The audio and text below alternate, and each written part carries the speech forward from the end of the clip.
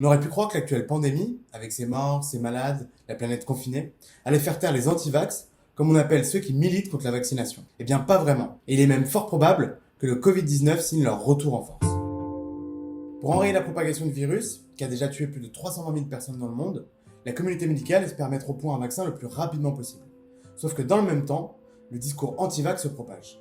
Le 6 mai dernier, une conférence diffusée sur YouTube par des personnages connus des milieux complotistes a été vue plus de 500 000 fois, dans laquelle, par exemple, l'un des participants déclare que le vaccin contre le Covid-19 allait tous nous tuer par milliers. C'est des centaines d'études qui prouvent de façon irréfutable que les vaccins sont inutiles, toxiques et inefficaces. Mais ce discours pourrait être moins marginal qu'il n'y paraît.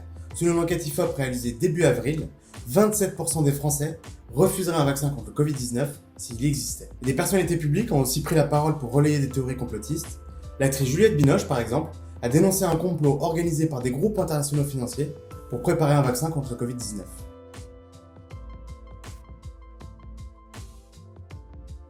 Alors que le rappeur Booba, lui, a partagé la vidéo d'un anti-vax notoire qui considère que les vaccins sont inutiles, inefficaces et dangereux. J'ai créé un livre qui s'appelle Vaccin génocide planétaire, c'est dire mon point de vue. On a donc parlé de ses positions avec Laurent-Henri Vigneault, historien des sciences et co-auteur d'un livre sur les anti-vax. Il tient d'abord à distinguer les militants radicaux des personnalités publiques.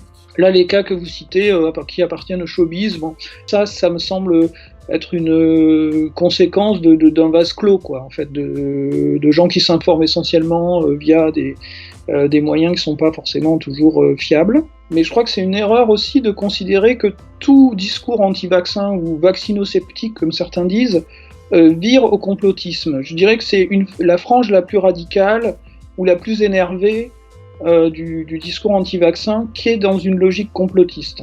Malgré tout, les théories complotistes et les fake news se propagent. Le vaccin serait utilisé pour implanter des micropuces, une femme serait décédée au Royaume-Uni après avoir participé à un essai de vaccin, et les chercheurs craignent même que ces théories fumeuses portent préjudice à tous les efforts mis en œuvre pour lutter contre l'épidémie. Un des enseignements de cette étude qui vient de paraître dans Nature, de bien rappeler que une des raisons pour lesquelles le discours, entre guillemets, pro-vaccin n'accroche pas, c'est d'une part parce qu'il est issu de voies institutionnelles, et d'autre part parce qu'il est univoque, c'est-à-dire que le type d'argument en faveur des vaccins, c'est toujours le même, c'est balance bénéfice-risque, alors que les raisons pour être anti-vax, il y en a 1000. Chez les militants les plus aguerris, ils vont savoir justement jouer sur les différentes cordes en fait, de l'anti-vaccinisme. Il y a l'argument religieux, mais aussi ceux qui, pour dénoncer les profits des entreprises pharmaceutiques, ou le fait que l'État impose la vaccination, s'arrange avec la vérité. Une idée la plus fréquente, c'est que quelqu'un qui se nourrit bien, qui fait du sport, qui est en bonne santé, ne peut pas attraper de maladie. Our best defense is a healthy immune system, and I take care of my body. I eat the right food, I take vitamins. Fait plus étonnant, le professeur Raoult, connu pour promouvoir l'hydroxychloroquine contre le Covid-19, est devenu la star des antivax. Il s'est en effet opposé à l'idée qu'un vaccin puisse mettre fin à l'épidémie actuelle, mais en 2018, il développait déjà une critique contre la politique vaccinale. Cette simple prise de position l'a rendu sympathique auprès d'une partie de l'auditoire anti-vax.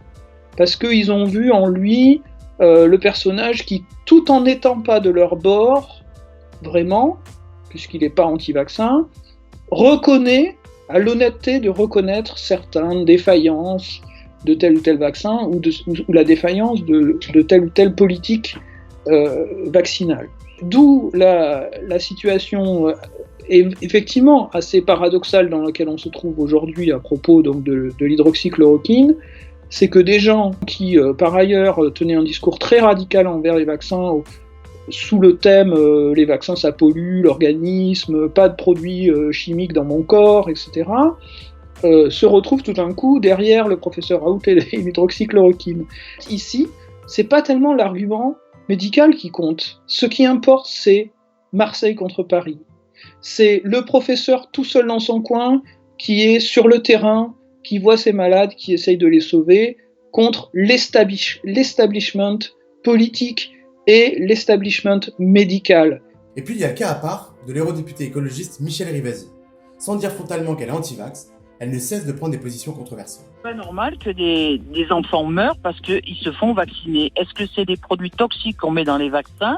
Est-ce que tous les vaccins doivent être recommandées de la même façon. Elle défend aussi le professeur Joyeux, anti-mariage pour tous, anti-avortement, connu pour ses positions anti-vaccins, et qui a été radié de l'ordre des médecins en 2016, puis réintégré, mais toujours en procédure devant la justice. Michèle Rivasi devait même participer à l'une de ses conférences, avant de l'annuler à la dernière minute. Et plus récemment enfin, elle a publié un tweet avant de le supprimer, affirmant qu'un vaccin contre le Covid-19 serait sans doute inefficace.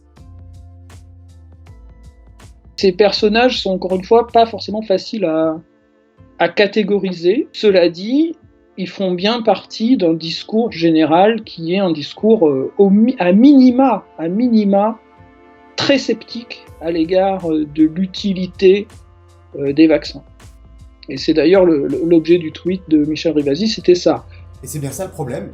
Si le discours est moins frontal, les conséquences sont les mêmes, les gens y adhèrent et sont plus hostiles à la vaccination, malgré le danger sanitaire que ça représente pour la société. Vous trouverez très très peu de personnes, et je pense que c'est pas simplement de la dissimulation, très très peu de personnes qui vont dire les vaccins sont dangereux et ils sont inutiles.